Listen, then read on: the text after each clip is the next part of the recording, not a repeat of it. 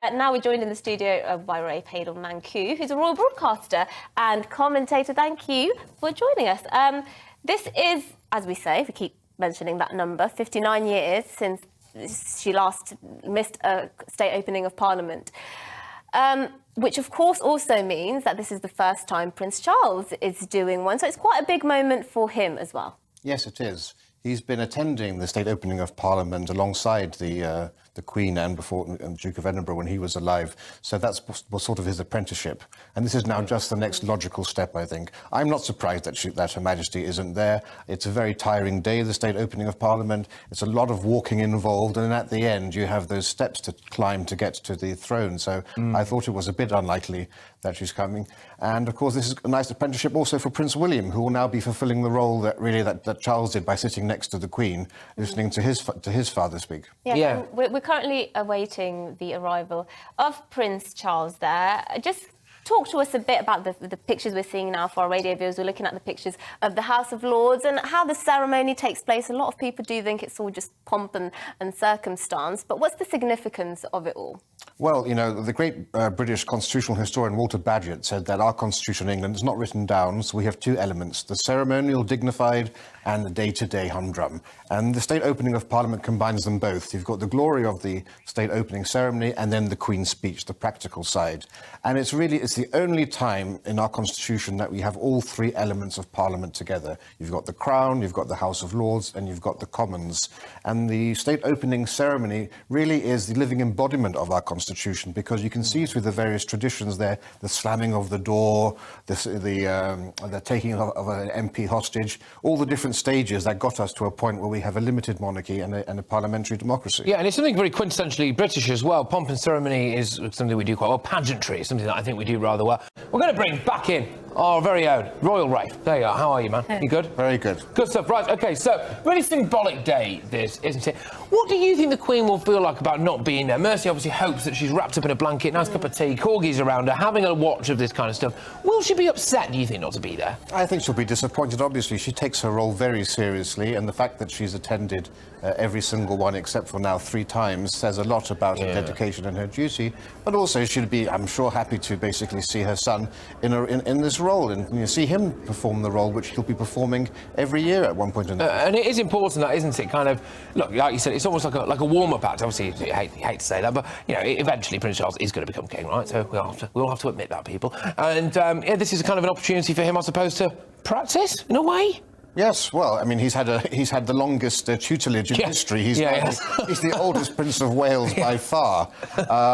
And in fact, you know, what this does in a way is it brings up an issue which I've spoken about before, which is the fact that there's a trend in Europe and the Middle East for monarchs to retire or abdicate at the age of 70, 75, 80. So it's something which we here don't do. I can't see the Queen ever doing it. I can't see the Prince of Wales ever doing it because he's steeped in the tradition of monarchy. But I wouldn't be surprised, actually, if Prince William was to set the trend of abdicating at 75, because monarchies always are at their best point when it's a young new monarch that comes to the throne. And the problem with medicine and science making us live longer is we'll have a series of very old people becoming king or queen, and you don't get the atmosphere you got when Elizabeth or Victoria were young women coming to the throne. So I think for the monarchy's future, it may be something that will be discussed. Yes, and we can be grateful, I suppose, for making us live longer, because the Queen's lived to 96, and you know, I'm sure she has many more years in her, 15 years past the average life expectancy in the UK. So she's doing great. And one of our viewers or listeners got in touch earlier and said, look, stop saying the Queen's ill. She's 96 years old. We need to appreciate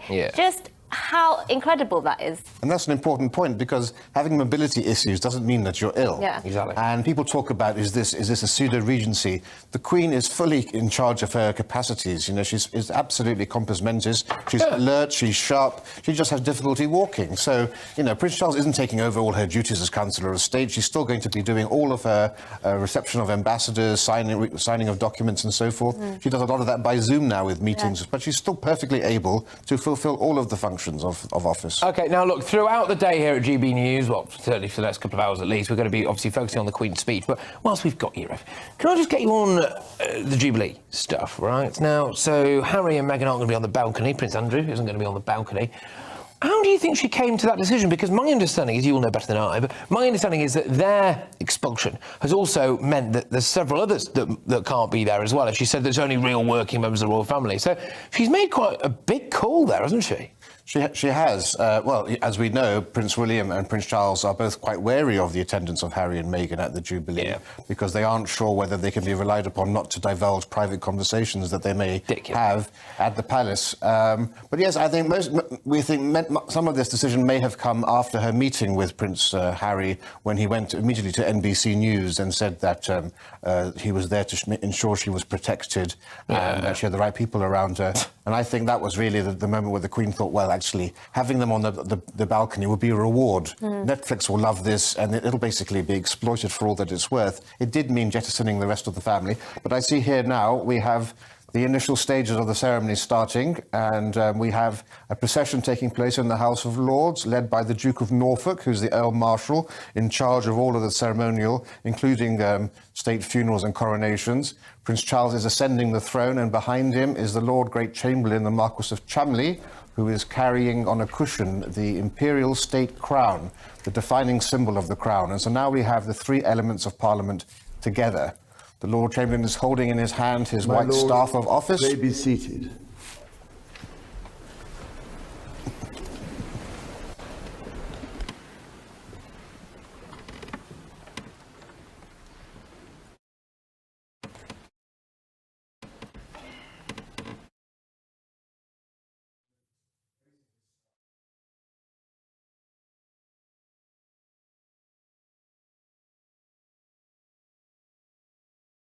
To the House of Lords and hear the Queen's speech. Yes, indeed. We'll obviously be bringing you that live when it gets underway very, very shortly, I imagine. And you can see there, can't you? This is one of the reasons why I feel as though we're potentially the envy of the world. Look at this pomp and ceremony. Just describe to us again, sorry, exactly what's happening right now. So right now we have probably the most famous tradition in the state opening. Black Rod is about to arrive into the House of Commons, and the door is slammed in her face. Symbolise the fact that the King cannot enter Parliament or the Queen without permission. And having knocked 3 times with the great rod that she has, she'll be allowed admission, and she'll now invite the members of Parliament to come to the House of Lords. Yes, indeed. And it is a very, I mean, obviously a very, very ceremonial day, isn't it? So they knock 3 times on the door, that's right? Is it knock 3 times? The Queen commands this honourable House to attend her Councillors of State immediately in the House of Peers. So that's black. So what does this mean now? At this point now, this used to be where the much beloved Dennis Skinner would make his witticism of the day, and that's one tradition which unfortunately has now been lost, as he's not there any longer. But now we'll have the Speaker, led by the Sergeant-at-Arms, will proceed over, and so will the members of Parliament. Traditionally, the Prime Minister and the Leader of the Opposition walk side by side.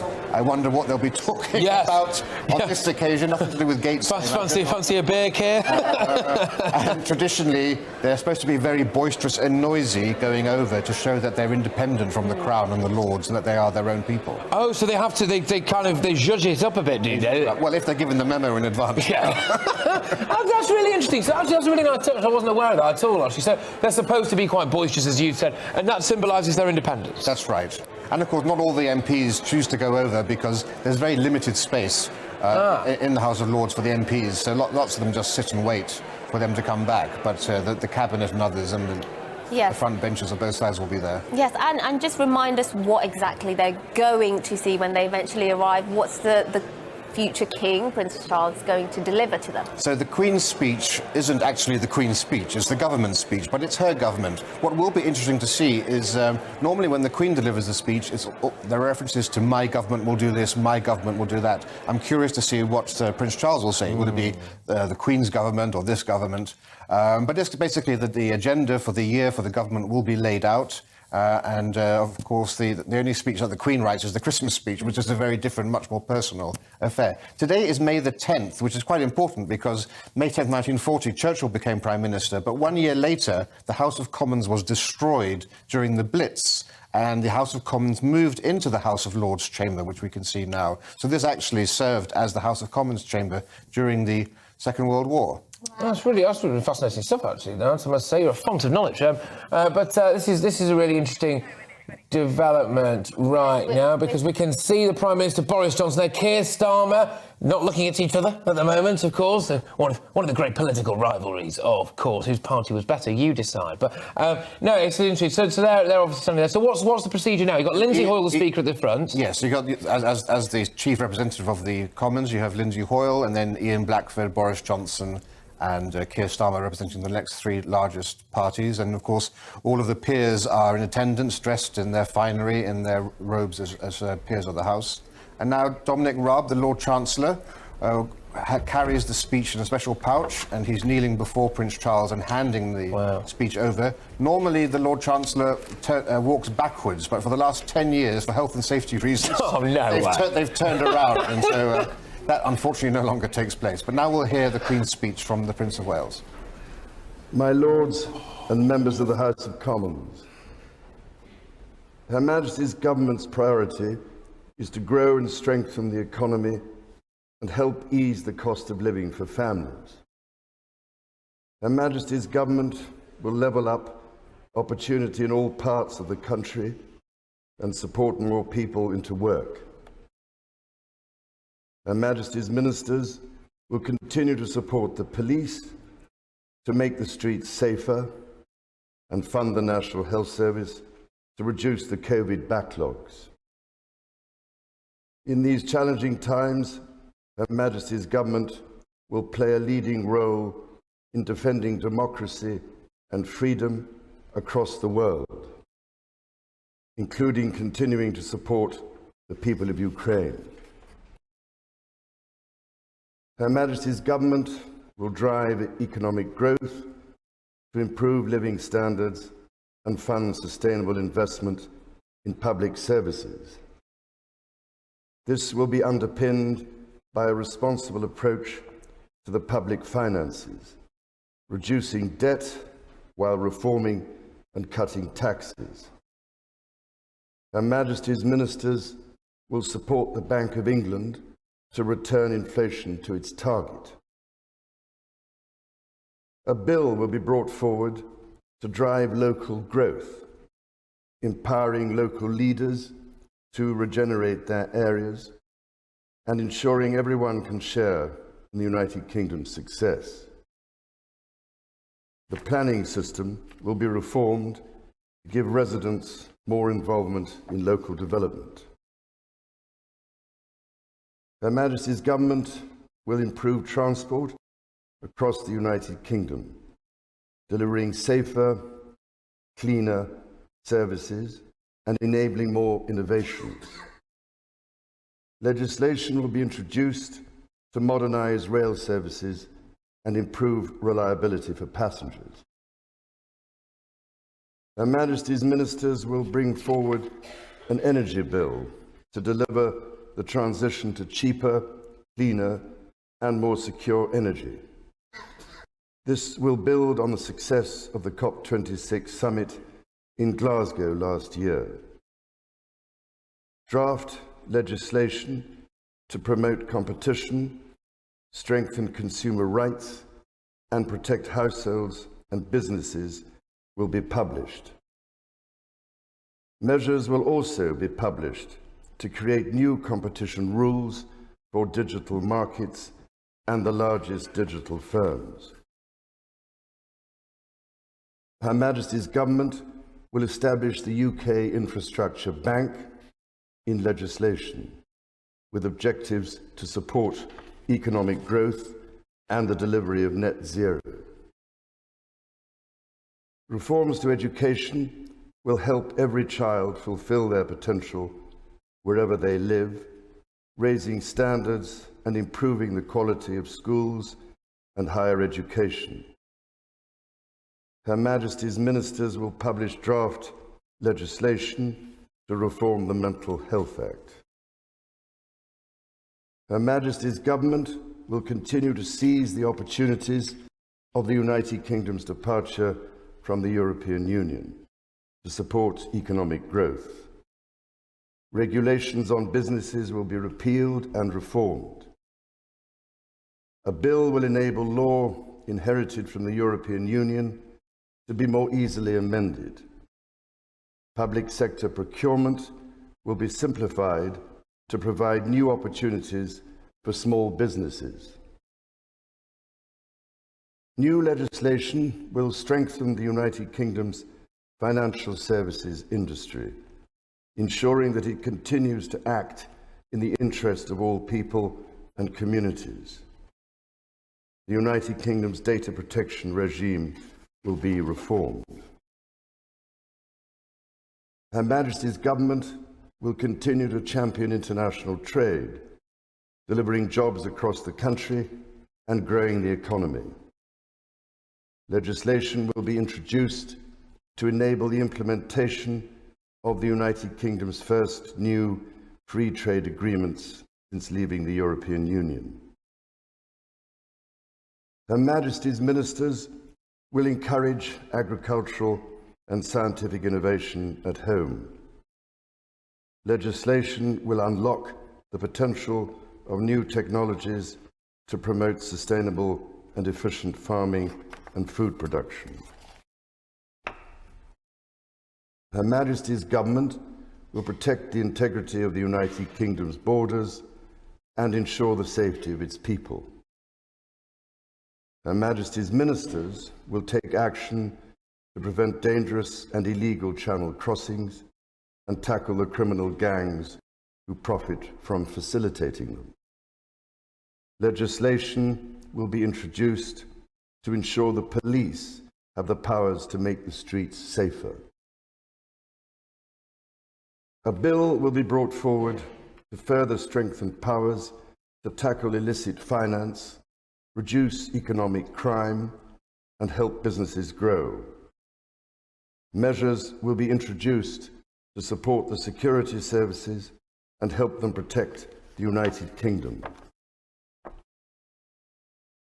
Her Majesty's government will lead the way in championing security around the world. It will continue to invest in Her Majesty's gallant armed forces. Her Majesty's ministers will work closely with international partners to maintain a united NATO and address the most pressing global security challenges. The continued success and integrity of the whole of the United Kingdom is of paramount importance to Her Majesty's government, including the internal economic bonds between all of its parts. Her Majesty's government will prioritise support for the Belfast Good Friday Agreement and its institutions, including through legislation to address the legacy of the past. Her Majesty's government will ensure the Constitution is defended. Her Majesty's ministers will restore the balance of power between the legislature and the courts by introducing a Bill of Rights. Legislation will prevent public bodies engaging in boycotts that undermine community cohesion. Her Majesty's government will introduce legislation to improve the regulation of social housing, to strengthen the rights of tenants and ensure better quality, safer homes. Legislation will also be introduced to ban conversion therapy. Proposals will be published to establish an independent regulator of English football. In this year of the Platinum Jubilee, Her Majesty looks forward to the celebrations taking place across the United Kingdom and throughout the Commonwealth, and to the Commonwealth Games in Birmingham this summer. Members of the House of Commons, estimates for the public services will be laid before you. My Lords and members of the House of Commons, other measures will be laid before you. Her Majesty prays that the blessing of Almighty God may rest upon your councils.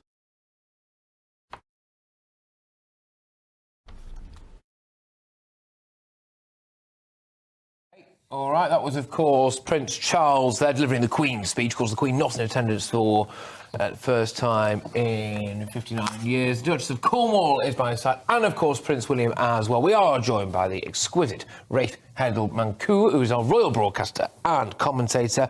Can you give us a quick summary, please?